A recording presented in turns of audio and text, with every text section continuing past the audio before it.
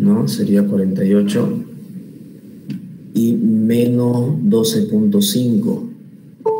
No da, pero 45, ¿no? Punto 95. A ver.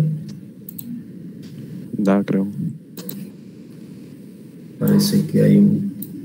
A ver, 50 centímetros menos 2 centímetros, ¿no? Es el recubrimiento, y menos la mitad del diámetro de 25. Si es 25 milímetros, son 2.5 centímetros. La mitad de 2.5 sería 1.25, ¿no? Menos 1.25. 46.75. ¿Por qué le saldría 45.9? Que le restó el diámetro del estribo, pues. El estribo le puso, ¿de cuánto asumió el estribo? De 8. Pide 8. A ver, le restaremos el diámetro del estribo, que sería 0.8, 45.95, ya. Está bien, 0.016 le da, ¿no?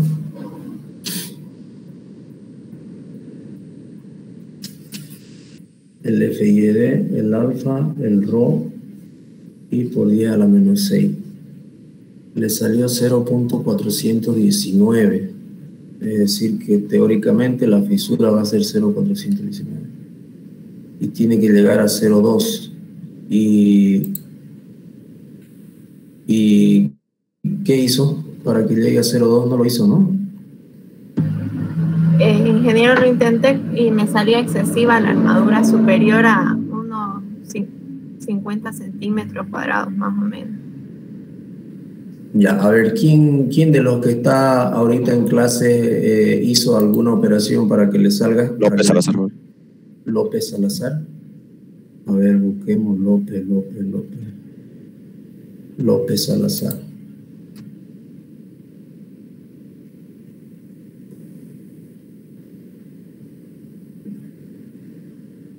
Ok.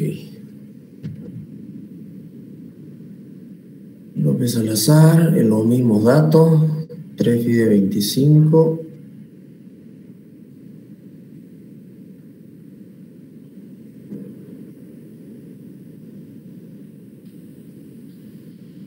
Más abajo está. Calcula la misma altura, ¿no? La cuantía. Y le da lo mismo, digamos, ¿no? No cumple. 0.419 no cumple.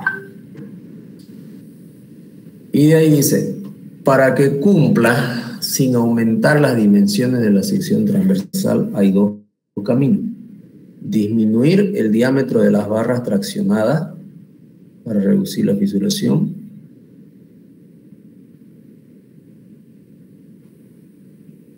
Y dos, disminuir la tensión de trabajo.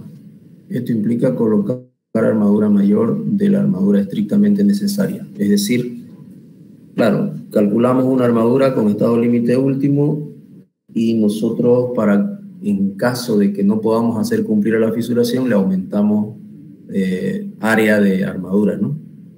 Para colocar mayor cantidad de armadura de la necesaria.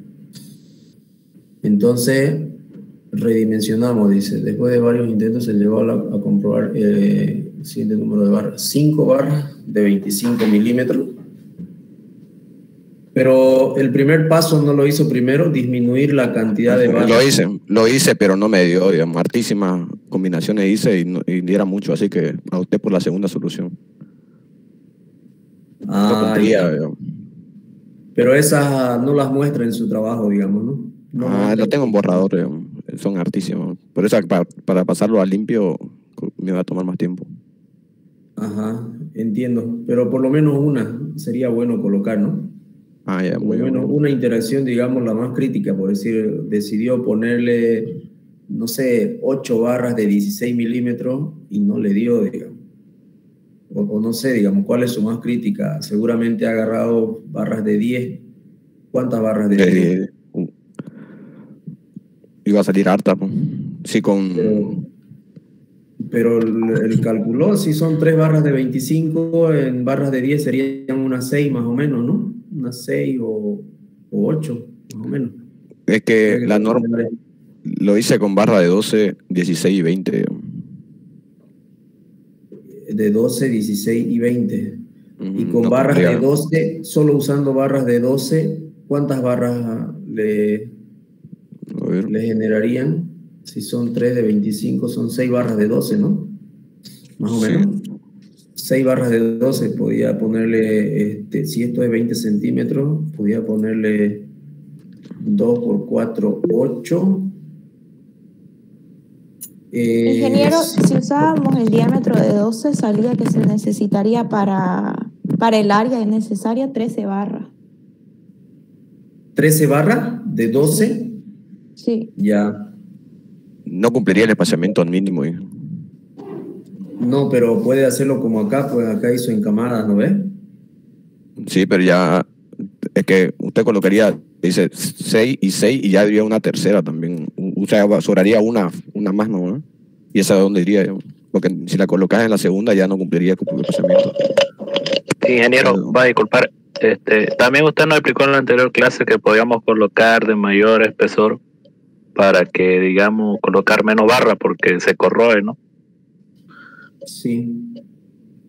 Sí, pero de 12 está bien, ¿no? Incluso de 10 está bien. Sí, pero no cumple, sigue sin cumplir el espaciamiento. El ancho de fisura no llega a 0,2, es muy pequeño. Ya está bien. Pero es bueno que le ponga en su práctico por lo menos una iteración con la de 12 para demostrar que no cumplió, digamos, ¿no? Si usted agarra el phi de 12, usted tiene 20 centímetros menos 4. Eso sería 16 centímetros disponibles, digamos, ¿no? Para poder meter de 12.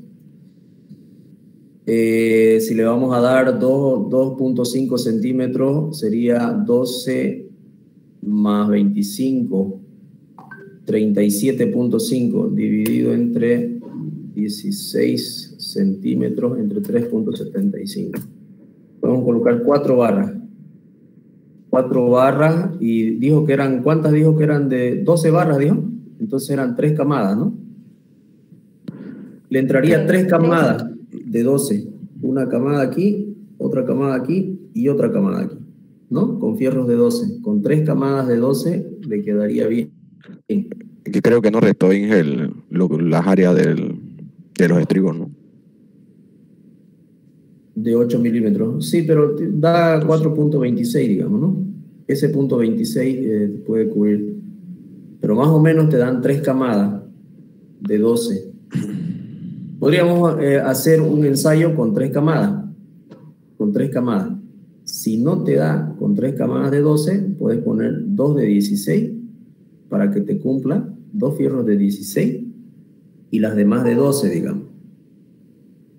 Porque mientras menor el diámetro, mejor se va a comportar la ecuación a la fisuración. ¿No? Otra cosa, Inge. Esa solución que dice usted es cuando no hay mucha diferencia pues entre el ancho de fisura y el que me dio, digamos, ¿no? El admisible, pero aquí fíjese que el ancho de la comparación es mucho más grande. Es, por ejemplo, casi el doble, ¿no? Claro, no, yo te entiendo, o sea, no estoy tratando de querer hacer de que te cumpla con la cantidad de fierro que va a haber aquí. Lo que yo quiero hacer simplemente es mostrar, que se muestre en tu práctico la primera opción. En este práctico, no sé de quién es, pero en este práctico, por ejemplo, directamente muestra la segunda opción. No está mal, pero la idea del trabajo era que se muestre la primera opción, donde tú dices acá, disminuimos el diámetro de las barras. Entonces, hice muchas iteraciones, como tú dices, pero estoy mostrando una. Fíjese que esta iteración, que es la más crítica desde mi punto de vista, sería la mayor cantidad de fierros que puedas tener sin sobrepasar el centro de gravedad de la sección transversal del elemento en armadura. Es decir, para que tus esfuerzos de tracción estén lo más abajo posible, ¿no? Entonces, con 3 camadas de fierro, considero que es lo más que podríamos ponerle, digamos, 3 camadas de fierro. para cumplir con las 3 camadas de fierro, entiendo de que con 2 fierros de 16 y todos los demás de 12, te quedaría bien. Y con esa cantidad de fierro, hacer el análisis de la opción 1, ¿no? Volver a analizar todo con esa cantidad de fierro. Ya en ese caso, el phi se va a calcular de otra manera, ¿no? Este phi ya no va a ser el promedio directo. Se va a calcular de otra manera y ahí vamos a demostrar de que no cumple directamente. Y después venimos a esta otra opción que tú estás presentando aquí, que supongo que ya la has hecho cumplir directamente, ¿no? Es que ha sido un poco exagerado los 3 fierros de 16, digamos, de 25, digamos, ¿no? Ya, entonces aquí se ha venido, ha colocado 5 barras de 25, ha colocado una armadura superabundante y ha disminuido, por lo tanto, la tensión de trabajo en cada una de ellas, ¿no? ¿Qué ha hecho acá? Ha calculado la nueva tensión, ¿no? La tensión del acero multiplicado por la armadura requerida de cálculo. Nosotros cuando calculamos la cantidad de fierro, dijimos que va a ser 3 fierros de 25. Esa era la requerida. Estamos hipotéticamente suponiendo de que esa era la requerida. 3 fierros de 25 es lo que se requiere en armadura, en área. En otras palabras, mi cálculo del diseño me decía que necesito 14.73 centímetros cuadrados de acero para que resista los esfuerzos a los que está sometida esa viga. Pues esa es la armadura requerida, lo que se calculó, 14.73 centímetros cuadrados de acero, multiplicado por el FY y dividido entre el acero que nosotros proponemos colocarle para que cumpla, digamos, a la fisuración. Y aquí igual seguro ha hecho iteraciones, pues, ¿no? Ha puesto de repente 3 barras de 25, después 4 y después 5. Correcto. Entonces va colocándole una área superior y encuentra una tensión de trabajo. Esta es la tensión de trabajo del acero, de esas barras de acero, la que realmente va a ocurrir. Y esa es la tensión que introduce en su fórmula. ¿Dónde está? Para calcular todos los valores. Y nuevamente calcula en la fórmula y ahí te dio 0,18, ¿no? Correcto. 0,18. Entonces de esa manera ya encuentra que le disminuye la fisuración. Eso está bien. Ese es el trabajo que tenían que hacer todos. Es decir, hacerla cumplir. Porque de otra manera también se podía cambiar la sección transversal del hormigón, ¿no? Fíjense que acá la altura útil está en el cociente y cambiando la sección transversal aquí directamente nos afectaría y el valor de la cuantía sería diferente, sería menor. Esa es otra opción. Entonces serían como que 3 alternativas, ¿no? La primera, como usted dice, cuando está relativamente cerca, disminuimos el diámetro del fierro, aumentamos fierritos y hacemos el ensayo, ¿no? La segunda, aumentar la tensión, aumentar la armadura, el área de armadura, para que bajemos la tensión del acero. Y con esa también varían ya los factores que vamos calculando para la fórmula y también nos va a disminuir la fisuración. Y la otra alternativa es cambiar la sección transversal. Cambiar la sección transversal. A mayor sección transversal va a mejorar nuestra condición de la fisuración. Se hace más robusta la sección transversal, se hace más robusto el elemento, ¿no? Entonces ahí mejora. Ok, eso que quede claro entonces. Para eso era esta actividad. Ya, voy a revisar después con calma los que presentaron para ponerles una nota. Ya. Y eso es lo que decía acá, digamos, ¿no? valor del límite del ancho de fisura, teníamos que marcarnos en 0.2. Esta es la formulita.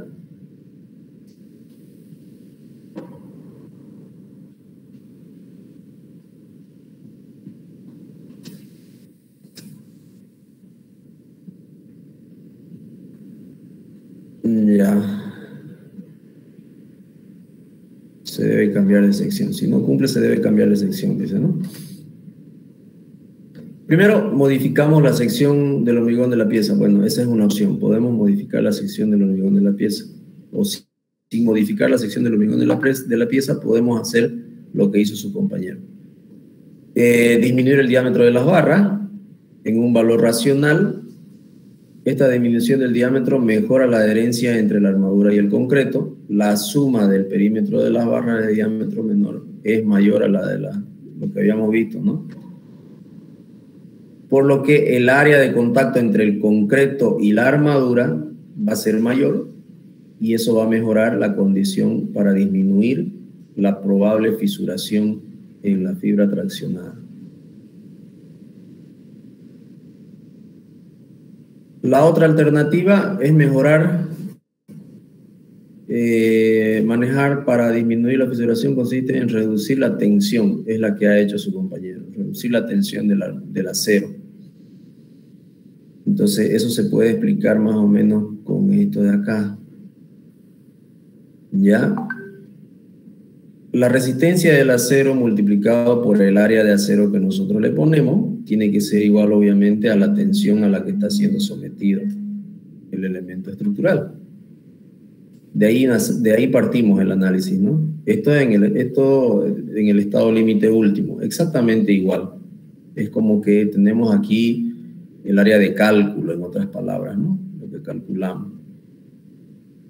Entonces, esa misma tensión nosotros podemos estabilizarla con una cantidad de acero que colocamos, asterisco, una cantidad de acero que colocamos, multiplicado por una tensión de trabajo diferente, por una resistencia del acero diferente, ¿no? Entonces, de esta ecuación, nosotros las igualamos las dos ecuaciones, porque la tensión es la misma, las igualamos y despejamos el sigma sub S, que es lo que nosotros vamos a colocar en la fórmula de Borges. Es la tensión de trabajo real en la cual va a estar el fierro sometido, a la cual va a estar sometido el fierro, ¿no? La resistencia del acero, porque el acero va a ser el mismo, ¿ya? Multiplicado por el área de cálculo y dividido entre el área que colocamos, entre el área de acero que colocamos. Entonces van a ser diferentes. El área de cálculo es una y el área de acero que nosotros vamos a colocar va a ser mayor.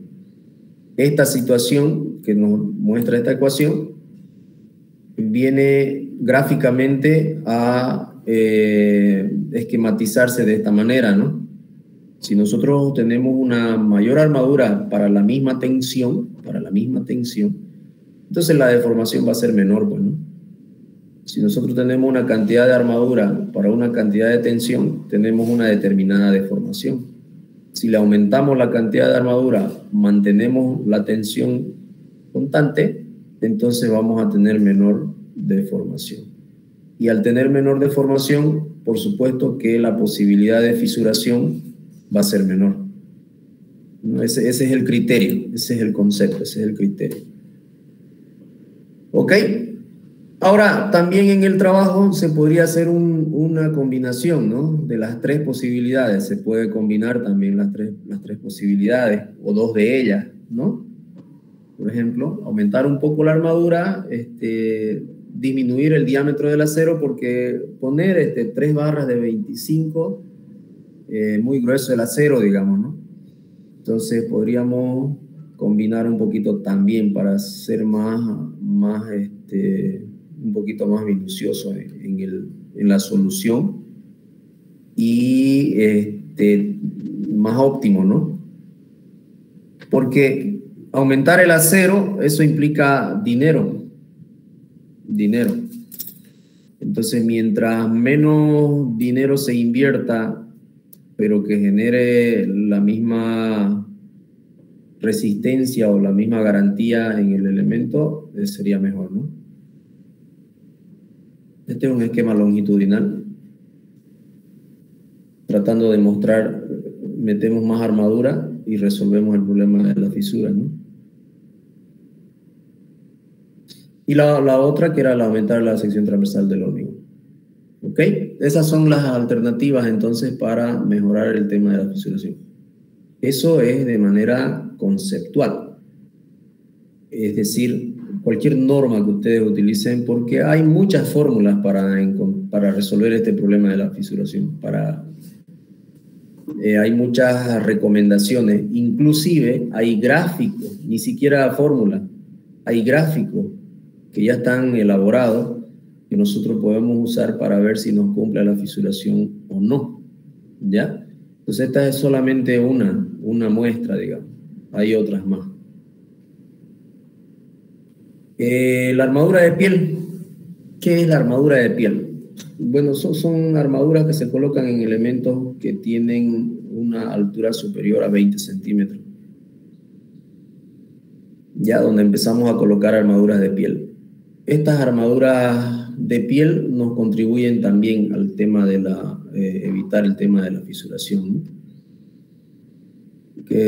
A ver, aparte de las condiciones de fisuración que se dan en la cabeza de tracción cuando las vigas son mayores a 60 centímetros, se produce en el alma tensiones importantes que tienden a fisurarla. Esto en colaboración con la retracción del hormigón. Es por ello que se debe colocar armadura de piel junto a los parámetros en forma de barras, formando malla con los estribos, con separaciones de 20 centímetros entre sí y con una cuantía geométrica de 0.05% en cada cara. ¿Ya? Esa es la cuantía recomendada entonces. La armadura de piel 0.05 dividido entre 100 por la sección transversal del elemento estructural, de la viga. La base por la altura útil. Esta sería la ecuación entonces que podemos utilizar para calcular la cantidad de área de acero que debemos de utilizar como armadura de piel en una viga que tenga una altura de 60 centímetros o más. ¿Ok? Esa es la armadura de piel. Una consulta. Diga. Esa fórmula que menciona usted, pues, es de la norma europea, ¿no? Esta es la fórmula de la norma europea. Correcto. En la ACI, ¿qué te dice en la ACI? No, le cuento que la ACI no te, o sea, te da unos parámetros en función de la altura útil, pero no te dice cuánto acero, digamos. Solamente te da unos espaciamientos, digamos. Cuando es mayor a 90 centímetros, dice, pero nosotros lo adaptamos de acuerdo a nuestro país, ¿no? No, pero cuando es mayor a 60, ya se debe colocar armadura de piel en 60 centímetros. Sí. No, pero ellos, pues, no es que eso pueden andar norteamericanos, ¿no? Entonces, es lo que dice la ACI es 90, pero aquí, obviamente, está adaptada la norma, digamos, a nuestras costumbres y todo eso. A lo que me voy es que si esta fórmula es debido a la norma europea, pero esta fórmula no estaría observada, digamos, ya que estamos usando de otra norma y no la de la 1225001. Le cuento que no, pues. Resulta de que la norma europea es la que está vigente actualmente en nuestro país. O sea, legalmente, si vos te metés a un litigio, a un juicio de manera legal, o sea, no tenés nada que perder. Es más, perderías vos si utilizás otra norma que no está vigente en el país. Que ya existe la norma boliviana, sí, ya existe, pero no está aprobada. Legalmente no podemos utilizar la norma boliviana legalmente. Si te metes a un proceso judicial, la vas a perder, porque la norma que está aprobada en la legislación nacional es esta norma europea. ¿Que se va a aprobar la norma boliviana? Sí, probablemente sí, aunque los paceños no están contentos, digamos, ¿no? Yo no sé si los paceños se oponen porque ha nacido la norma boliviana como del oriente, digamos, ¿no? De Santa Cruz, los ingenieros de acá de Santa Cruz, que ni siquiera son cambas, solo que viven en Santa Cruz, ¿no? Pero nace la inquietud de elaborar una norma boliviana en base a la ACI. Los criterios generales del comportamiento del concreto es el mismo, ¿no? Pero las formulaciones son un poco diferentes. Entonces, no se sabe si se va a aprobar la norma boliviana. No se sabe. Han habido opositores paceños hacia la norma boliviana, ¿ya? Por eso es que la norma boliviana ha quedado estancada. No se ha aprobado todavía. Porque si los paceños hubieran estado absolutamente de acuerdo, hace varios años que se hubiera aprobado. La norma boliviana no ha salido el año pasado, miren, así ya van a ser como 4 o 5 años que ya salió la norma boliviana, ¿no? En borrador, que está ahí esperando la aprobación. ¿Y por qué no se aprueba? Porque los paceños no están de acuerdo. Más o menos es el resumen, digamos, ¿no? La síntesis. Entonces, si tenés un problema legal y tu diseño está con la norma europea, no vas a tener problema, porque estás en Bolivia y la norma vigente para Bolivia está de acá, esta norma europea. ¿Ya? Ahora, que la ACI tenga mayores coeficientes de seguridad, sí, digamos, tiene mayores coeficientes de seguridad en muchas cosas. Y obviamente es también un mayor control de calidad, digamos, ¿no? Se puede refutar por ahí, pero no está aprobada en Bolivia, digamos. Si es a eso lo que creo que esa era tu pregunta, digamos, ¿no? ¿Qué pasa si yo aplico esta normativa? En Bolivia no pasa nada, porque está aprobada. Estamos actualmente con esta normativa, en espera de que aprueben la norma boliviana. Van 4 o 5 años que la norma está ahí y no la aprueban. Es decir, no sé qué va a pasar con eso, ¿no? No sabemos lo que va a pasar. Ingeniero, disculpe una consulta. Sí. Y mayormente los ingenieros profesionales, ¿qué norma ocupan más para el ámbito de las construcciones en este momento? En este momento, bajo presión de la CIP, es bajo presión de la CIP lo que se está calculando con la norma ACI o con la norma boliviana, ¿ya? Pero es bajo presión de la CIP. Ahora, nuevamente yo te caigo en el cuestionamiento. Si hay un buen abogado que te hace una representación legal, hasta los de la CIP están incurriendo en una falta. No puede la CIP obligarte a usar una norma que no está vigente. No está vigente. O sea, puede ser mejor pongámosle con oro porque este dice oro, pero no está vigente. Puede ser mejor, pero no está vigente, no está aprobada. ¿No ves? Entonces, yo eso le comentaba a un amigo de la CIP, le decía a ustedes, están cometiendo un error. No pueden ustedes prohibir la norma europea porque está aprobada por la legislación boliviana. Y cualquier ratingo se puede meter en problemas. ¿No ves? No te pueden prohibir algo que legalmente está vigente. Pueden sugerirte que utilices esta otra que es mejor el iPhone que el Samsung, pero no te pueden obligar a usar Samsung. Si vos querés usar iPhone, no te pueden obligar a usar Samsung. La norma te lo permite, digamos, ¿no? Entonces,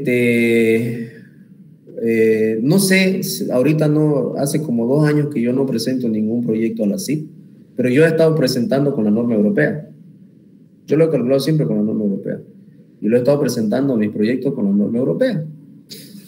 Ya me han hecho hacer una cartita indicando que bajo mi responsabilidad de la construcción, no sé qué, estoy utilizando la norma europea, y yo le ponía en mi cartita que actualmente está vigente en la legislación boliviana por decreto supremo, y listo, digamos, nada más. Con eso lo han estado haciendo pasar. Pero no está bien lo que están queriendo hacer. Tiene que aprobarse primero la norma, cualquier norma que se apruebe por la legislación boliviana. Una vez que se apruebe, ya a ojo cerrado tú puedes, sin miedo, digamos, calcular con esa norma, porque es la que está aprobada. para ese país, ¿no? Entonces es como que vos te querrás a ir a calcular con la norma ACI en Europa, digamos. No, pues digamos, o sea, la legislación no te lo va a aceptar, digamos. No sé si lo prohibirán, pero no te lo van a aceptar. O al revés, digamos, que te vayas a Estados Unidos a calcular con la norma europea, digamos. O sea, tampoco, digamos, no te lo van a aceptar. Y eso está pasando aquí, digamos. Hay una norma aprobada y, bueno, se debería de calcular con esa norma, pero no está aprobada. Ahora, mayores detalles, digamos, de hilar más fino de por qué los ingenieros paceños se oponen rotundamente a la aprobación de la norma boliviana, es básicamente la ACI. Habría que investigar bien, porque no conozco los detalles pormenorizados de por qué los ingenieros paceños se oponen a la aprobación de la norma boliviana, pero hasta ahorita no se aprueba. Y no creo que se apruebe en los próximos 5 o 10 años para adelante. Hasta eso ya va a cambiar otra normativa ya.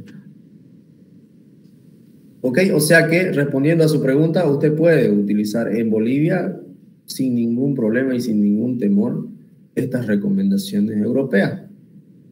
Que las ACI también puede usarla también las ACI, pero no es legislación boliviana, ya usted tiene que ampararse en otras reglamentaciones, ¿no? Por ejemplo, hay proyectos en Bolivia que son financiados por entidades americanas y esas entidades americanas ponen sus condiciones y dicen, bueno, si yo te voy a financiar el proyecto, tenés que calcularlo con mis normas americanas. Y es el caso de la mayoría del rubro petrolero. En el rubro petrolero, vos no podés usar norma europea. En la mayoría de los proyectos que son financiados por entidades americanas, tenés que usar ACI. Tampoco podés usar norma boliviana, tenés que usar ACI, porque ellos están financiando el proyecto y en las condiciones de financiamiento viene de esa manera. Entonces ahí no hay que hacerle, usar su norma si se va a construir o rechazar el crédito y listo, digamos. Buscar otro crédito, otro financiamiento con otra entidad. Y lo mismo ocurre con la parte europea. Si el financiamiento es europeo, tenés que realizar tus cálculos con la norma europea, porque no te van a aceptar la norma, otra norma, digamos. Son sus condiciones que ponen ellos, ¿no? Pero los criterios del comportamiento del concreto, los criterios de por qué la fisura, de cómo podemos mejorar la fisura, o sea, son los mismos, digamos, ¿no? Los criterios son los mismos. ¿Ya? Básicamente es lo mismo. Ok, no sé si tiene alguna otra pregunta. Sí, con respecto al ancho de fisura, también esas recomendaciones que dio usted también son de la norma europea, ¿no? Sí, son de los... Mira, te voy a mostrar de la ACI, pero también la ACI habla de esos anchos, solamente que dice 3 milímetros. ¿Ah? 0,3 milímetros para Santa Cruz, digamos, o sea, para suelo húmedo. Sí, habla de 3 milímetros para suelo húmedo. Entonces, son similares, digamos, ¿no? 0,2, 0,3, 0,4. En la ACI habla de 0,3 y 0,4, ¿no? Mira, esta es una, pero no es la ACI, la 318/19. Esta es una norma ACI donde te muestra el tema de la fisuración, no solamente en vigas, sino en diferentes elementos estructurales. Pero en vigas es el capítulo 4. De acá. Esta es la fórmula que utiliza la ACI.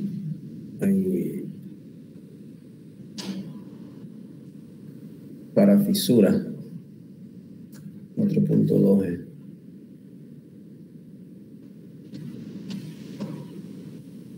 Esta de acá. ¿Mira? Te dice. Aquí está. Las ecuaciones que se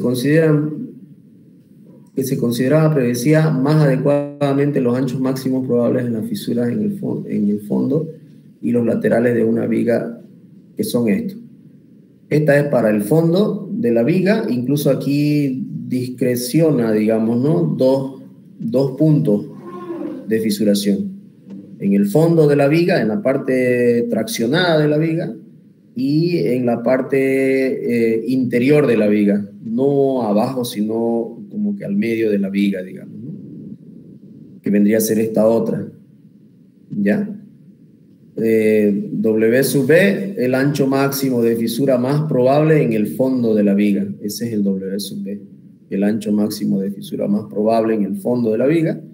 Y W sub S, que sería esta otra, es el ancho máximo de fisura más probable a nivel de las armaduras. Entonces, donde se encuentran el centro de gravedad de la masa de armadura, más o menos ahí. Y los valores están aquí, ¿no? Tensión del acero de las armaduras, área del hormigón, el recubrimiento. T sub B le llama al recubrimiento inferior. T sub S es el recubrimiento lateral, que puede ser diferente, obviamente, al recubrimiento inferior. Por eso lo pone separado. Y puede ser el mismo también, puede ser el mismo. Relación entre la distancia entre el eje neutro y la cara traccionada y la distancia entre el eje neutro y las armaduras, alrededor de 1.2 en viga. H sub L, la distancia entre el eje neutro, ¿no? Entonces, como les decía, hay diferentes formulaciones para encontrar las fisuras o hacer un control de fisuración. Hay muchas, no hay 3, 4, 5, hay muchas, y hay otras empíricas también que son ábacos. Entonces vos agarras un ábaco y haces, verificas en el ábaco y ves si te da o no te da directamente, ¿no? Ecuaciones para el control de fisuración en vigas de hormigón armado. Se han propuesto diversas ecuaciones para predecir los anchos de las fisuras en miembros flexionados, la mayoría de las cuales fueron revisadas en la revisión original de este informe, de la ACI 224 de 1972, y en publicaciones clave listadas en las referencias. El control de fisuración se provee calculando el ancho de la fisura probable y dimensionando los elementos estructurales de manera que el ancho calculado sea menor que algún valor predefinido.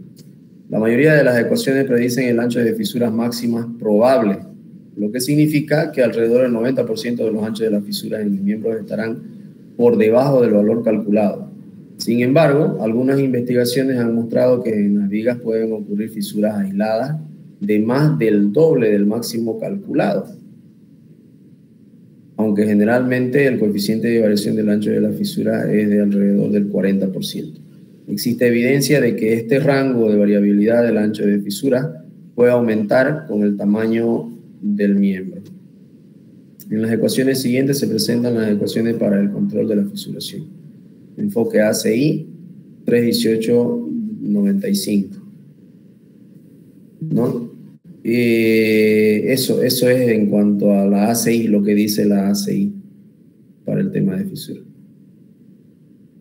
¿Ya? Entonces, básicamente nosotros estamos revisando algunas de todas las que hay. De todas las que hay. Y ya en función a la, fíjese acá, condiciones de exposición, ancho de fisura, en pulgadas y en milímetros. Al aire seco o membrana protectora, 0,41 milímetros, es lo permitido. Si está en humedad, en el aire húmedo, en el suelo, 0,3 te permite la ACI. Entonces fíjate que todavía es más suelta la norma ACI en este aspecto, en esta parte, porque la norma europea te dice 0,2, es más rigurosa, ¿no? Si estás en ambiente húmedo, 0,2 te dice. La ACI te dice, te permitimos hasta 0,3, te dice, ¿no? Productos químicos descongelados, 0,18. Y la europea te dice, no, 0,1 te dice. En productos químicos, donde vas a estar en productos químicos, 0,1.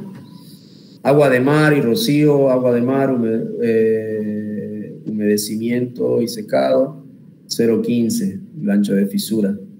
Estructuras para retención de agua, 0,10. Recién ahí donde van a estar sometidas las estructuras permanentemente al contacto con el agua, 0,10.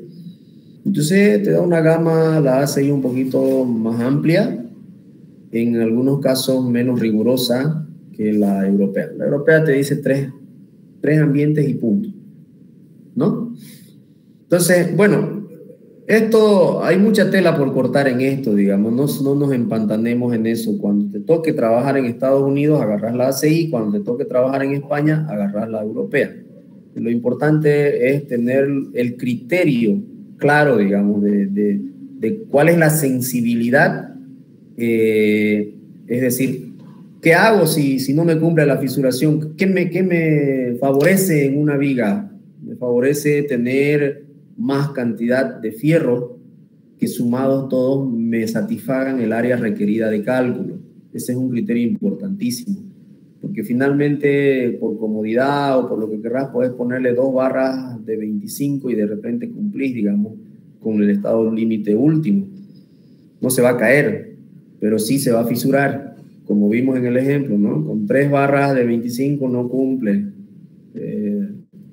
se fisura. Esa fisuración no va a colapsar el elemento, no va a colapsar, pero esa fisuración va a generar el ingreso de agentes patógenos que te van a corroer mucho más rápido la armadura y te va a disminuir la vida útil del elemento estructural. Ese es el resultado de. Entonces, cuando ustedes vayan a calcular una viga, donde sea que lo vayan a hacer, tengan en cuenta eso. Mientras más fierros le pongan de menores diámetros, va a ser mejor para controlar la fisuración, la fisuración es el elemento o la situación más desfavorable en un elemento estructural porque permite el ingreso de sustancias químicas, gaseosas y líquidas hacia el acero, ¿no? Mientras menos fisuras tengamos es mejor. Entonces, eso es prioritario para su diseño. Eso es lo importante, ¿no? Obviamente el recubrimiento también es importante, ¿no? Diámetros máximos de barras para barras de alta adherencia. Y aquí hay bonita información acá, en este PDF. Ya, pero como les decía, depende de la situación en la que estemos nosotros encarando, ¿no? Hoy en día, por último, vos es un clic nomás, ¿no? Te entras al CIPE o al RAM y estás a un clic de decir cuál es la norma que vas a ocupar, ¿no? Voy a ocupar la ACI, voy a ocupar la europea, voy a ocupar esta otra norma, la norma que querrás. Y haces el diseño, ¿no? Ok. La armadura de piel es importante colocar para contribuir a la disminución de lo mismo, de la fisuración. Nos va a ayudar a tener mayor adherencia en el concreto y disminuir la posibilidad de fisuración lateral en la viga. ¿Ya?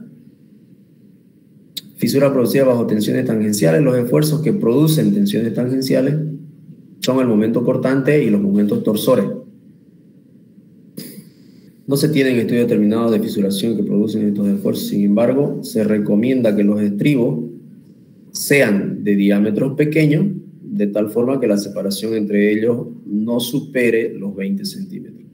Mientras más seguidos los estribos, mejor, entre comillas, pero no tanto porque tenemos que garantizar el ingreso del agregado. Entre estribo y estribo tiene que ingresar sin ningún problema nuestro agregado. Es decir, la separación mínima de estribos tendría que ser el tamaño máximo del agregado. Tendría que ser mayor al tamaño máximo del agregado. Ya, si usamos agregado de 3/4 de pulgada, nuestra separación mínima tendría que ser mayor a 3/4 de pulgada. La separación de estribos, ¿no? Ahora, hay una excepción. Es decir, cuando nosotros tenemos esfuerzos muy grandes y necesitamos mayor tamaño, mayor diámetro de estribo o tenemos nosotros muy poca separación entre estribos, tomamos la opción de más bien colocar unidos los estribos, colocar 2 estribos en lugar de 1, ¿ya? Es decir, tengo esfuerzos cortantes grandes, calculo mi estribo que me va a resolver el esfuerzo cortante y me sale, por decirles, estribos de 10 milímetros cada 2 centímetros. Por dar un ejemplo, me salió estribo de 10 milímetros cada 2 centímetros. Más grueso de 10 milímetros no lo puedo poner.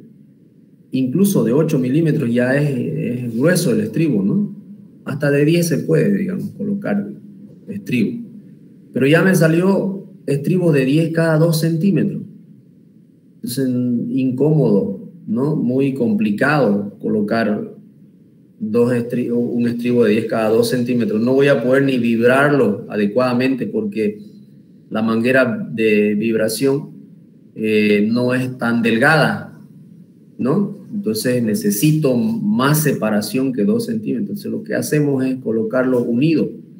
Y entonces yo digo, voy a colocar 2 estribos de 10 milímetros de pronto te va a salir cada 4 centímetros, cada 5 centímetros en esa situación, ¿no? Entonces yo he diseñado y he calculado y he puesto estribo doble de 10 centímetros cada 8, cada 10 o cada 15 centímetros, ¿no? Estribo doble de 10 milímetros o de 8 milímetros también. Estribo doble de 8, incluso de 6, no pasa nada, ¿no? Estribo doble de 6 milímetros cada 8 centímetros, cada 10 centímetros, depende. Hay situaciones en las que uno está en el campo y tenés estribo solo de 6 o tenés estribo solo de 8 por algún motivo, y ahí tenés que, entre comillas, no se puede decir improvisar porque lo estás calculando, ¿no? No es tanto improvisar, solucionar el problema. Tenés un montón de barras de 8 y tenés que vaciar un elemento estructural. Y bueno, hubiera sido ideal ponerle de 10 de repente por las tensiones que tiene, pero podés colocarle estribo doble, incluso estribo triple de 8 milímetros cada 8, cada 10, cada 12, depende de lo que salga el cálculo. ¿Ya? Es mejor colocarlos unidos así apegaditos que colocarlos un poquito separados y no puedas meter ahí el concreto. ¿No? Es preferible unirlos completamente así, bien apegaditos, y colocarlos los estribos. ¿Ok? Eso se hace normalmente en vigas de puente, donde los esfuerzos cortantes son bastante elevados. En cuanto a la armadura longitudinal en torsión, esta deberá ser repartida lo más uniformemente posible alrededor del perímetro. ¿Ok? Eso es básicamente todo lo que concierne a fisuración. No sé si hay alguien de los que hicieron el trabajo, la primera actividad, que tenga alguna pregunta, alguna inquietud o que quiera que veamos su trabajo por algún motivo, alguna particularidad. Yo tengo una pregunta ahí. A ver. A ver, con respecto primeramente a lo que son los racimos o armaduras en paquete, digamos, eso se calcularía, digamos, calcular su diámetro equivalente y aplicar el mismo procedimiento que hicimos para lo que hemos hecho en esta actividad, ¿no? Sí, así es.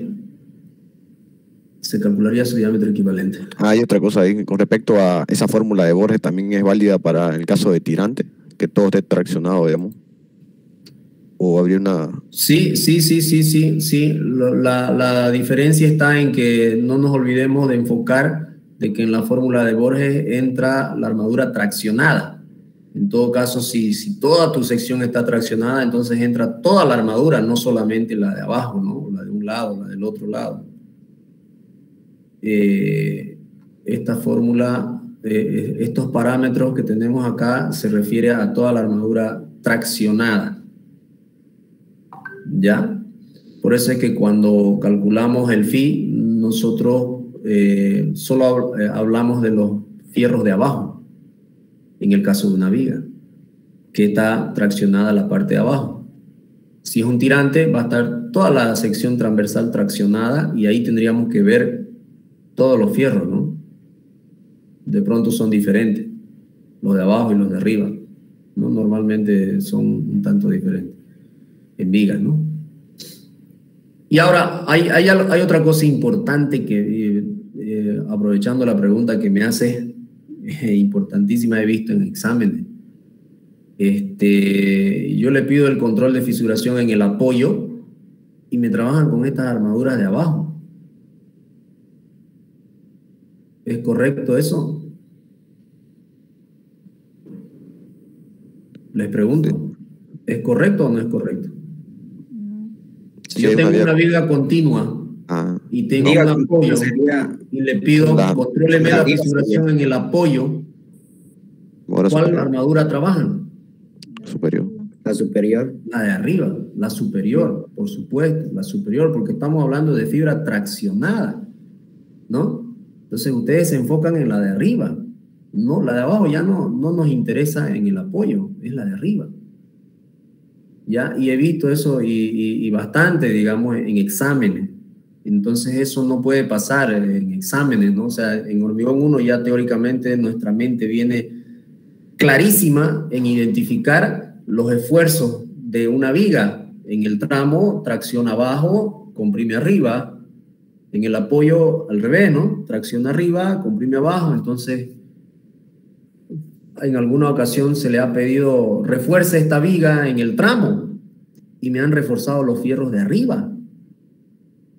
O sea, ¿cómo podés calificar eso, digamos? Si tenés una viga en el tramo, tenés que reforzar con fierro, ¿dónde vas a meter el fierro de refuerzo? Abajo, pues, si abajo está la tracción, tenés que poner el fierro abajo, no podés poner el fierro arriba, o sea, estás poniéndolo en vano, no sirve de nada. Estás reforzando con presión y en el tramo la viga no tenés que reforzar con presión, o sea, tenés que reforzar tracción, ¿no es cierto? Entonces, cosas de ese tipo, de esa naturaleza, da mucha vergüenza cuando ya uno es ingeniero, ¿no? Usted termina la carrera, es ingeniero y allá en la obra le dicen, a ver, vamos, tenemos que reforzar esta viga. Y cuando vuelve el director de obra, resulta que le hiciste amarrar el fierro arriba, digamos. Lo reforcé, ingeniero, mire, digamos, no hay que ver, digamos. Estoy pateando oxígeno el tipo, digamos. Entonces ocurren esas cosas. Esas cosas a ustedes no les puede pasar. Tienen que tenerla clara.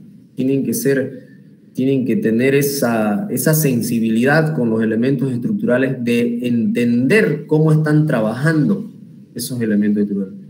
Dónde se tracciona, dónde se comprime, qué pasa si necesito reforzar, o sea, dónde voy a meter los refuerzos, cómo trabajan los estribos, ¿no? ¿Cómo es la fisura al corte en una viga? Normalmente la fisura al corte es diagonal, ¿no? Porque realmente el esfuerzo al corte es diagonal. Si nosotros no lo ponemos los estribos diagonales es porque es complicado constructivamente, los ponemos los estribos verticales. Pero los esfuerzos, los que están absorbiendo esos estribos, no son esfuerzos verticales, son esfuerzos diagonales al elemento estructural. Entonces, mejor fuera si pusiéramos los estribos diagonales, sí, por lo menos a 35 a 45 grados sería lo ideal para el tema del cortante. Normalmente cerca de los apoyos, por supuesto. Pero no podemos ponerlos así los estribos, digamos, ¿no? O sea, es constructivamente complicado. Lo ponemos así, verticales. Entonces las fisuras, cuando te falla el estribo, las fisuras son diagonales cerca de los apoyos. Esas son fallas de corte, de cortante. Cuando vos ves una viga que está fisurada diagonalmente, acercándose a los apoyos, eso es cortante. Te está fallando el estribo. Hay que resolverlo de alguna manera, ¿no es cierto? Pero ya sabes que se trata de que te está fallando el estribo, de que le pelaron en el refuerzo de estribos, ¿no? Esas cosas son las que ustedes tienen que prestar mucha atención, ¿ya? Las formulaciones sí, tenemos que conocerlas, tenemos que entenderlas, tenemos que sentirlas, digamos, las formulaciones. pero las formulaciones van a cambiar en el tiempo. Es decir, vas a estar en un lugar donde te van a meter una normativa que tiene otras formulaciones, que va a tener la misma sensibilidad que la que sabes usar, sí, pero son diferentes coeficientes, diferentes números, diferentes significados, pero el fondo tendría que ser el mismo, ¿no? Esas cosas son las que tenemos que aprovechar de entender antes de salir de la universidad. Lo demás es ya, son gajes que uno lo va a ir aprendiendo y no va a doler mucho los golpes que va a tener, ¿no? El problema es que cuando vos salís y no tenés idea de cómo funciona un elemento estructural, eso es grave ya. Ok, en las deformaciones, vamos a ver un poquito de deformaciones. Debemos controlar las deformaciones para evitar que éstas afecten el servicio de las estructuras, ¿ya? Las flechas excesivas, debido a la gran deformabilidad de la estructura, piezas esbeltas normalmente se dan. Las fisuras en tabiques o elementos soportados por la estructura como consecuencia de un exceso de las deformaciones. Esto se da mucho cuando nosotros construimos un edificio y actualmente se hace bastante esta situación de acelerar el proceso constructivo.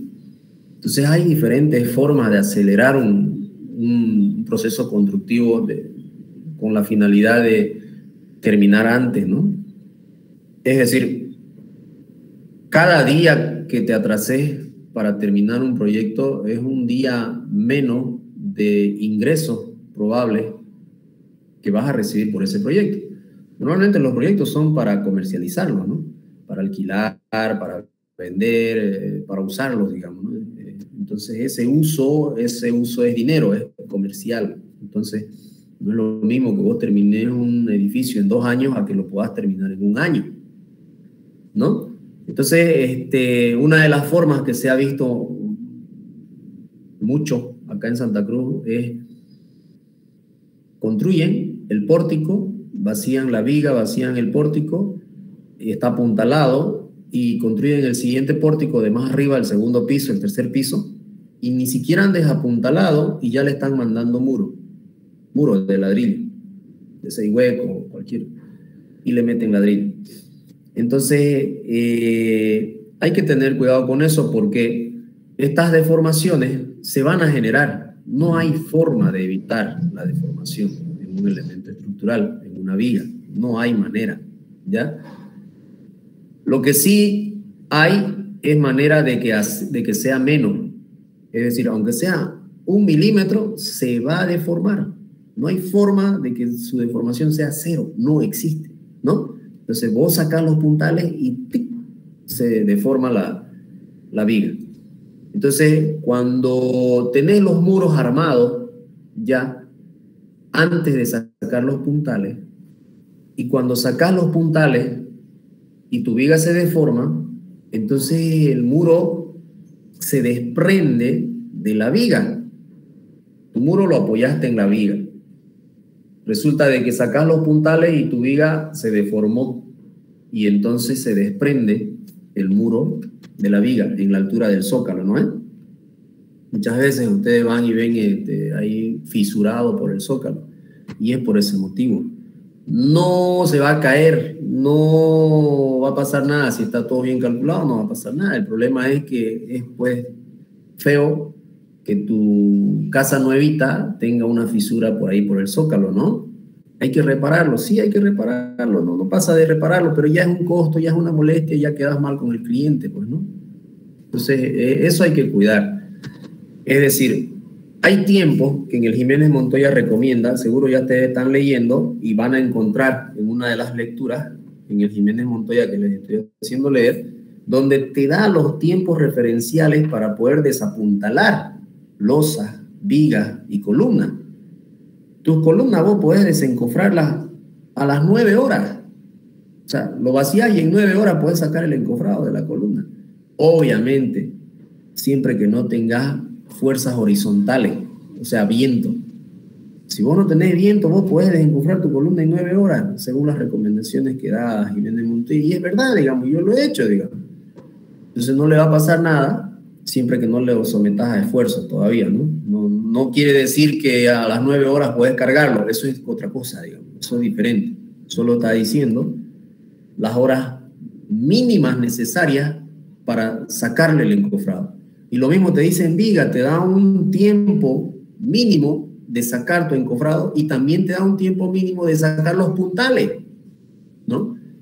El Jiménez Montoya te recomienda 12 días para viga, mínimo, y retirar los puntales, no 28 días, 12 días, mínimo, y retirar tus puntales. Entonces, conociendo esas recomendaciones, vos podés también de alguna manera acelerar tu proceso constructivo. Entonces, la gente deja sus puntales porque piensa que tiene que estar con 28 días y le mete nomás el muro y sigue avanzando todo apuntalado, todo apuntalado, todo apuntalado. Y después, cuando saca los puntales, después de los 28 días, igual la viga se va a deformar, ¿no? Y todavía hay otra cosa más que se puede hacer, las contraflechas. Cuando tú diseñes una viga que tenga mayor a 4 metros, yo te recomiendo proyectarla con una contraflecha. Entonces vos le decís a tu albañil, mira, vos vas a calcular la flecha que se te va a generar en esa viga, la vas a calcular, te va a salir 2 centímetros de flecha, vos vas a calcular y te va a salir 1, 2, 3 centímetros. Tenés ese cálculo de la flecha y le vas a decir, mira, quiero que me dé este valor de contraflecha. Esos 2 centímetros que se te iba a deformar, vos le decís, dámele para arriba, 2 centímetros para arriba. Entonces, el Canva, y lo tenés que verificar vos, porque si vos no estás ahí, no lo va a hacer, y a simple vista no se ve. Entonces, si no estás ahí y llegás antes del vaciado, le decís, quiero verificar la contraflecha que te encargué, tirame un hilo de esta punta a esta punta y mostrame esos 2 centímetros que le has puesto de contraflecha. Tu encofrado inferior tiene que estar curvado hacia arriba, ¿no? En la parte del medio de la viga, esos contraflechas que tú le dijiste, 1 centímetro, 2 centímetros, esa contraflecha, que calculaste, no que te inventaste. Calcula y le das para arriba. Entonces, en teoría, cuando saques tus encofrados y todo y lo pongas en función de servicio, tu viga va a tirar para abajo y va a quedar horizontal. Si calculaste bien tu flecha, tu deformación y le diste como contraflecha, al cabo de 2 o 3 años va a quedar horizontal y vas a tener mayor posibilidad incluso de carga, ¿no? Porque ya le diste tu contraflecha, eso va a disminuir y va a quedar horizontal, ¿ya? Entonces esa es otra de las cosas que uno debe considerar en vigas importantes, de 4 metros para arriba, ¿no? 6, 8, 10, 12 metros, más todavía si estás diseñando un puente. Si le vas a mandar una viga de 22, una vez yo vacío una viga de 22 metros, un puente de 22 metros de estribo a estribo, o sea, de lado a lado. Estribo se llama la base del puente, ¿no? La que baja a la zapata, ¿no? Los laterales. Eso se le llama también estribo, no son los estribitos de la viga. Entonces tenía 22 metros de luz y vaciamos esa viga, obviamente se calculó la contraflecha y se le dio su contraflecha, eran como 8 centímetros en los 22 metros, ¿no? Entonces ahí es importante, si tus vigas son largas, es muy importante darle la contraflecha, ¿ya? Para mejorar tu funcionalidad de la estructura, ¿ok? Eso es importante. Entonces, eso era el tema, a esto se refiere el punto 2, ¿no? Las fisuras en los tabiques. Eso se da cuando no controlamos este aspecto. Apoyo de elementos estructurales en elementos no resistentes, como ser tabiques, ventanas, etcétera, debido al exceso de la flecha, ¿no? También se da esto. Siempre va a haber pues la flecha. Por eso es bueno, si tu elemento estructural es largo. ¿Por qué solo en elementos estructurales largos? Porque si vos calculás la deformación en un metro de viga, probablemente tu deformación sea 0.001 centímetros, digamos, o sea, menos de 1 milímetro. Entonces es bien baja la deformación en elementos cortos. No es que no exista, siempre va a existir. pero en elementos cortos su valor es pequeño. Y ese valor pequeño no le va a afectar, pues si vos tenés una ventana, digamos, ahí, y ahí arriba está tu viga, cuando se deforme tu viga, a tu ventana no le va a hacer nada si tu distancia es corta. Pero si vos tenés justo una ventana en la mitad de una viga que tiene 20 metros de largo y tu viga de 20 metros de largo no le pusiste su contraflecha y se deformó lo que tiene que deformarse por naturaleza, entonces ya tu ventana pues se va a quedar, digamos, afectada, ¿no? Entonces va a rajar, ¿no? Va a fisurar.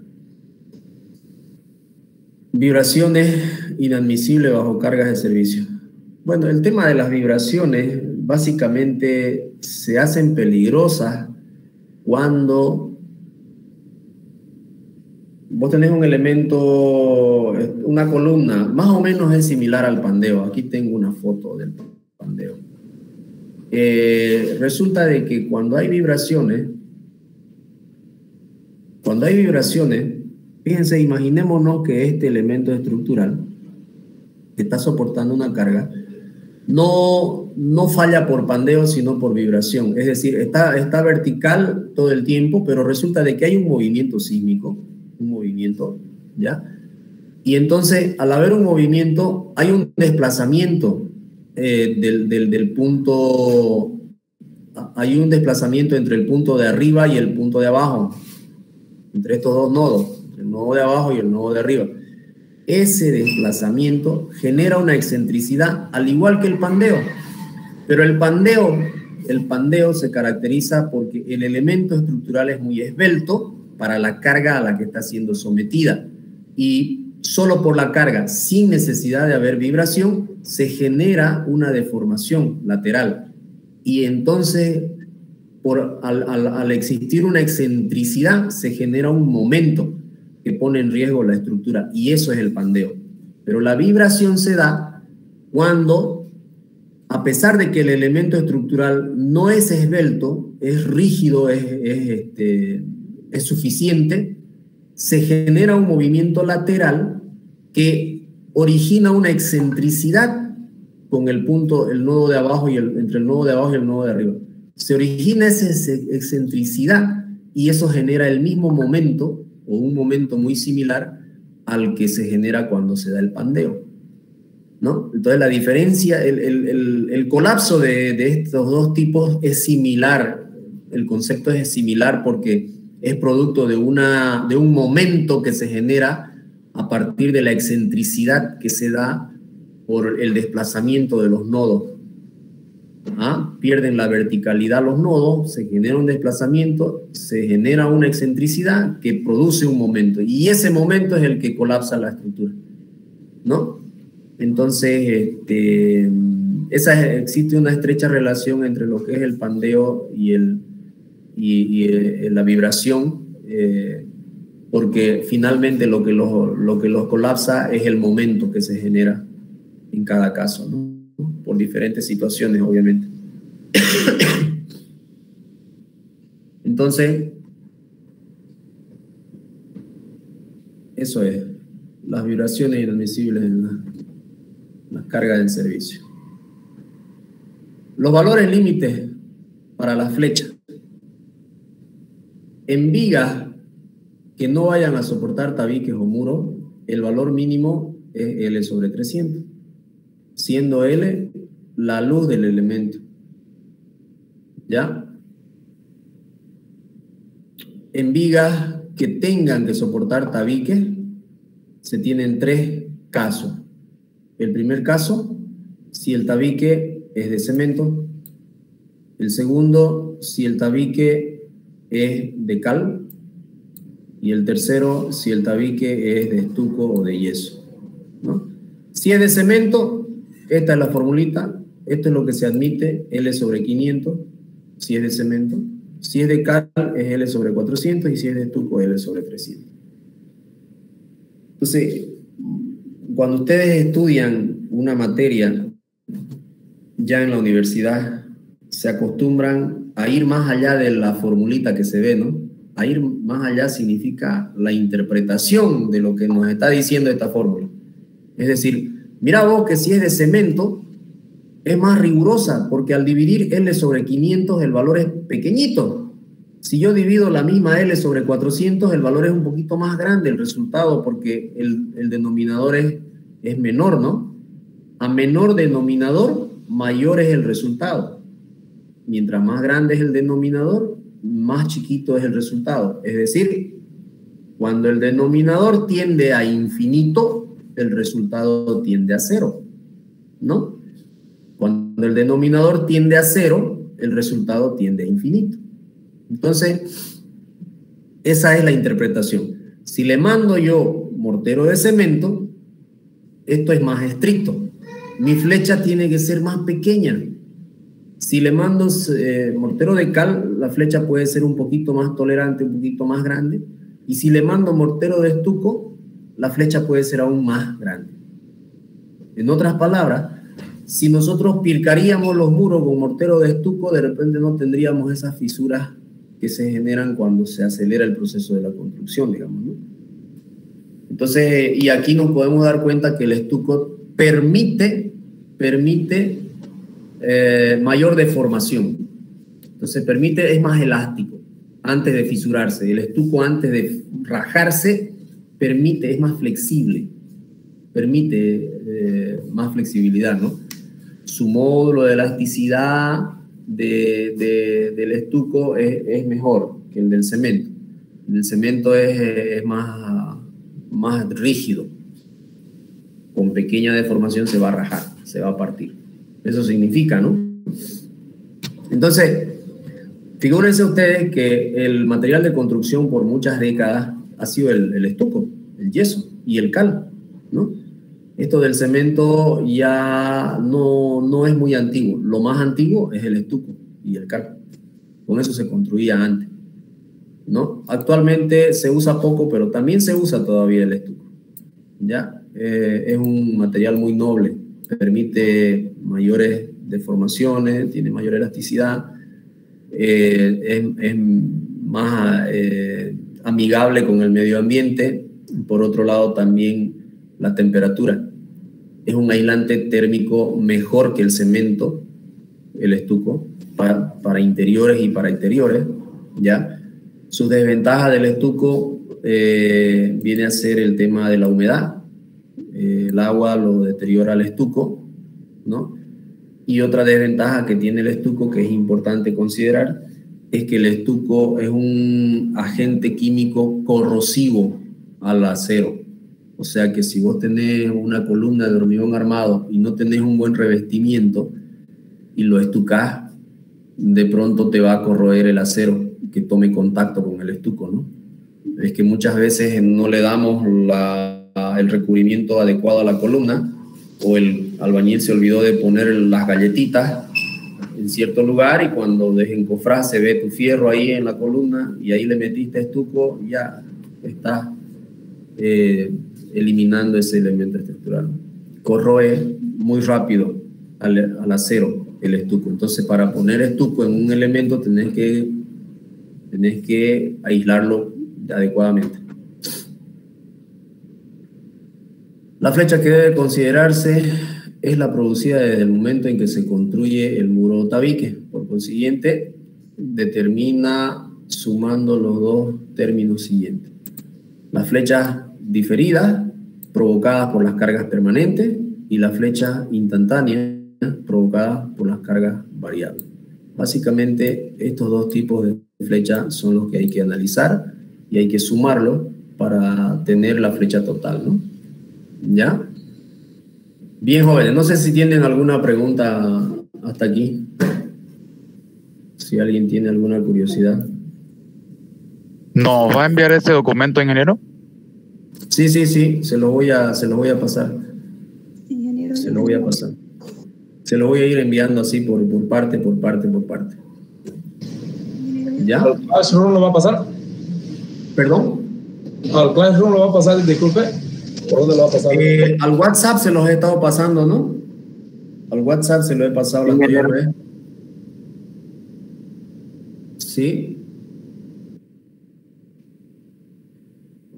Ok, entonces, básicamente es esto: las flechas diferidas son provocadas por cargas permanentes y se dan con el tiempo.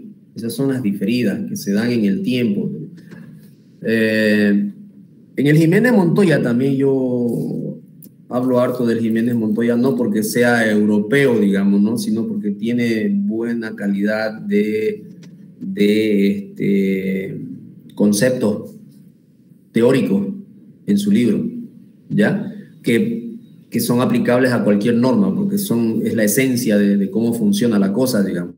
Y la cosa funciona igual en cualquier norma. No pasa nada con la norma. Entonces, te dicen en Jiménez Montoya de que son 1000 días que necesita una estructura de hormigón armado para deformarse, para acomodarse, para fisurarse. Es decir, eso vos lo transmitís a tu vida real y decís, no, yo no voy a meter una intervención de mantenimiento de un edificio, mantenimiento completo, mantenimiento de fondo a un edificio que no tenga 1000 días de uso, porque sé de que son 1000 días que necesita el hormigón armado para acomodarse, si se puede decir. Es decir, que dentro de los primeros 1000 días de su puesta en marcha, te pueden aparecer fisuras, ¿ya? Obviamente que si hay algo mal, la fisura te va a aparecer pues a los pocos meses y va a ser grande y tenés que resolverla. No vas a esperar 1000 días para resolver si lo ves que se está cayendo, digamos, ¿no? O sea, eso son otras cosas. Estamos hablando de condiciones normales, se hicieron bien las cosas, está todo perfecto. Ahí tenés que esperar 1000 días para hacer una intervención de fondo, porque hasta ahí se supone se van a dar las fisuras visibles en el edificio, ¿ya? No vas a correr a reparar una fisura que apenas se nota en algún lugar de tu edificio a los 6 o a los 8 meses, porque después van a aparecer más. Terminan de aparecer a los 1000 días. Ahí sí tenés que entrar con todo. Puedes reparar, digamos, parchar un poquito, que no se vea muy feo, qué sé yo, no sé qué, para también complicárselo a los agentes químicos que entran por esas fisuras. Un poquito lo puedes tapar, qué sé yo. Pero ya a los 1000 días tenés que darle una buena intervención donde vas a volver a impermeabilizar todo, evitar de que los agentes atmosféricos ingresen al acero, parchar todas esas fisuras, todo, ¿no? Todo. Entonces, son 1000 días que necesita un elemento estructural para aparecer todas las fisuras que tendrían que aparecer por el funcionamiento nada más de la estructura. ¿Ya? Eso recomienda Jiménez Montoya, que son como 3 años, ¿no? Como 3 años aproximadamente. Entonces, estas flechas diferidas son las que aparecen por las cargas permanentes con el tiempo, ¿no? El tiempo. Y las flechas instantáneas son las que aparecen de manera inmediata, ¿ya? Tras que se pone en marcha por las cargas variables, cargas vivas, ¿ya? Entonces esas dos se calculan, se suman y esa es la flecha total. A esa flecha es a la que yo me refiero cuando les digo calculan la flecha y después le dicen a su albañil, me vas a dar una contraflecha de tanto si ustedes quieren optimizar su trabajo, si tienen una viga muy larga, si tienen alguna cosa así, ¿no? O si tienen ventanales por acá que les puede afectar la deformación de la viga. En otras palabras, si ustedes no quieren tener deformación, quieren tenerla horizontal su viga, tienen que vaciarla con contraflecha, porque no hay otra forma. La viga se va a deformar por gravedad y no hay cómo. Entonces la vaciamos con una contraflecha y casi volvemos a cero su flecha que se va a producir en esa viga, ¿no?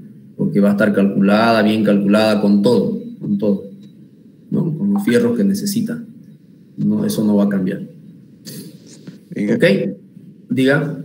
¿Cuáles son las desventajas de la contraflecha? Porque aparte de ella hay varias soluciones, digamos. Sería seguro la dificultad de hacer el encofrado, ¿no? Sí, una de las dificultades es hacer el encofrado. O sea, se la complicás al albañil, en otras palabras. Se la complicás, ¿por qué? Porque si vos en planta inferior tenés un piso completamente horizontal, entonces al hacerle la contraflecha, aquí necesitas tus puntales que le vas a poner a diferentes alturas. Entonces, un poquito se lo complicás, tampoco es mucho, digamos, ¿no? Porque ahora normalmente los encofrados y los puntales son metálicos, entonces con rosca nomás uno lo regula, ¿no? Antes eran solo de madera y ahí se complicaba feo porque tenías que cuñar abajo, meter calzas para llegar a la arriba y la otra más chiquita, entonces ahí era complicado, ¿no? Ahora no, ya con los puntales metálicos solo se saca la rosca nomás y se lo acomoda, ¿no? Esa es una de las desventajas, el cuidado que hay que tener para que se haga bien tu contraflecha. Y el cálculo, por supuesto, que tiene que estar bien hecho, pues, ¿no? 2 centímetros. Normalmente las contraflechas, la otra vez, hace un año, hacía yo una viga de unos 8 metros más o menos para una vivienda y me salió algo de 1.6 centímetros, algo así, de contraflecha. Entonces no son muy grandes las contraflechas que hay que darle, que te salen en el cálculo, digamos, ¿no? Para que tengan una idea nomás, ¿no? No les estoy diciendo que le pongan ese valor, calculen, pero para que tengan una idea, más o menos su contraflecha va a estar para una viga de 6 a 8 metros, unos 2 centímetros, 1,5 centímetros. Le estaba diciéndole, esa viga de puente de 22 metros me dio como 8 centímetros de contraflecha, más o menos, según lo que recuerdo, ¿no? 8 centímetros. Entonces hagan una relación de esas cosas que les digo para que ustedes tengan una idea de que es poca la contraflecha que hay que darle, ¿no? Ya no vaya a ser que le pongan 5 centímetros y al final su viga quede panseada para arriba, digamos. No tiene que quedar panseada para arriba, tiene que quedar horizontal. Esa es la idea. ¿Ok? Otra solución sería colocarle armadura comprimida, ¿no? Para reducir la deformación, digamos, en la parte superior. ¿Cómo se llama? Incluirlo, lo que son la armadura de percha, eso, ¿no? En el cálculo, digamos, el aporte de eso, digamos. Ya, lo que pasa es que en este tipo en una viga como esta, digamos, ¿ya? Las armaduras de percha sí te pueden ayudar, pero para este caso, más te ayudaría si la pones abajo, ¿no? Si pones armadura sobreabundante, digamos, abajo. Porque no perdamos el foco. La armadura te soporta tracción. Si esta viga se va a deformar como se ve acá, la tracción está abajo. Si yo la pongo arriba, la armadura no va a trabajar, pues. La armadura no está trabajando si la pongo arriba, si la deformación es abajo, ¿no? La tracción es abajo. Entonces la armadura arriba no nos favorece en este punto, ¿no? Arriba obviamente necesitamos en el apoyo, ¿no? Porque arriba sí se tracciona. Entonces ahí sí necesitamos en una continuidad, ¿no? Si fuera vía continua, ¿no? Ahí necesitamos armadura arriba. ¿Ya? Entonces con armadura sobreabundante también podemos solucionar disminuyendo, ahí disminuiríamos un poco la deformación, ¿no? El pandeo. Pero puede que no cumpla pues el espaciamiento mínimo y tendrías que colocar más camadas, digamos. Así es una por otra. Solucionas una cosa y te complicas en otra, más o menos así. Te puede incomodar a tal extremo que de repente tendrías que poner una camada más y tu centro de gravedad se desconfigura y tenés que volver a calcular todo y se hace un poco más complicado, ¿no? Una situación te lleva a otra que te puede complicar. Oiga, pero ¿sabe qué? He visto también que colocan a mitad del tramo, digamos, no sé, un tirante o una columna ahí, digamos, para reducir la longitud de pandeo, o la longitud de longitud efectiva, ¿no? Para que no haya mucha deformación, digamos. Una columna en la mitad de la viga. Correcto, o un tirante, digamos, de modo que la deformación sea más pequeña. Sí, como una vía continua. Una columna ya tenés una longitud menor y por lo tanto tu deformación va a ser mucho menor, digamos, ¿no? Va a ser mucho menor. Pero hay situaciones en las que no podés colocarle una columna, digamos, acá. Podrías quizás poner tirantes también, sí, funciona. Poner tirantes para evitar deformación, sí podrías colocar tirantes. ¿no? Ya en esa situación sí necesitas armadura arriba, ¿no? Si colocas tirante, porque estás tratando de hacer traccionar la parte superior cuando pones un tirante aquí, ¿no? Entonces se puede ver ¿Es aconsejable hacer una viga plana para luces largas ahí? Para evitar eso igual. ¿Una viga plana en luces largas? Para no tener que poner una columna o un tirante.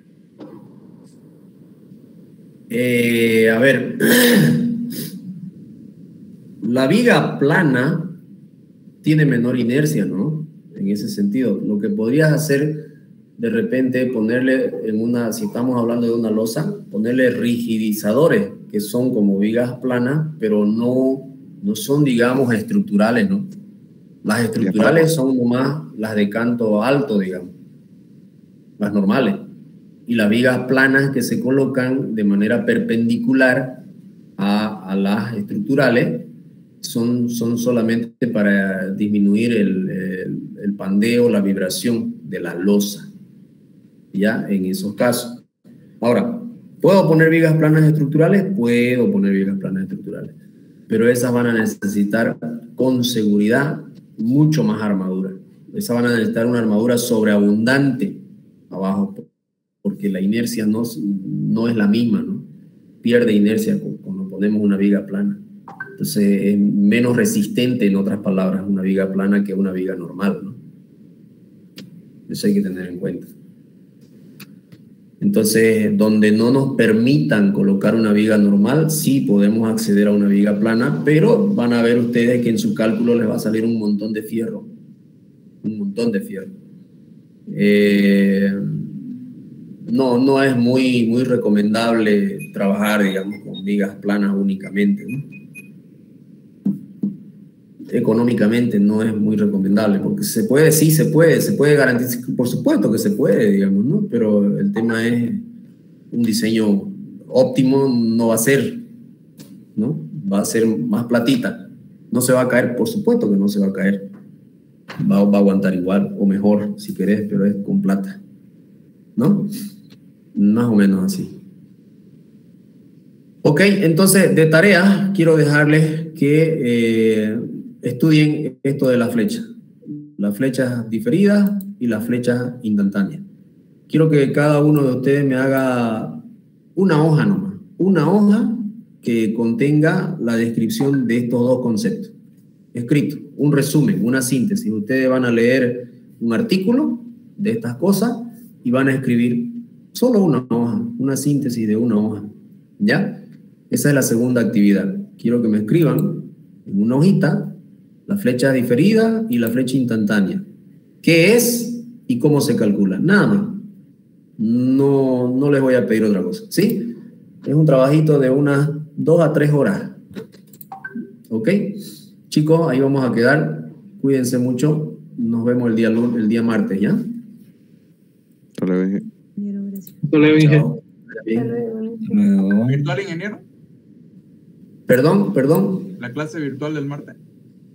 Perdón, sí, el martes, sí, virtual. Ya.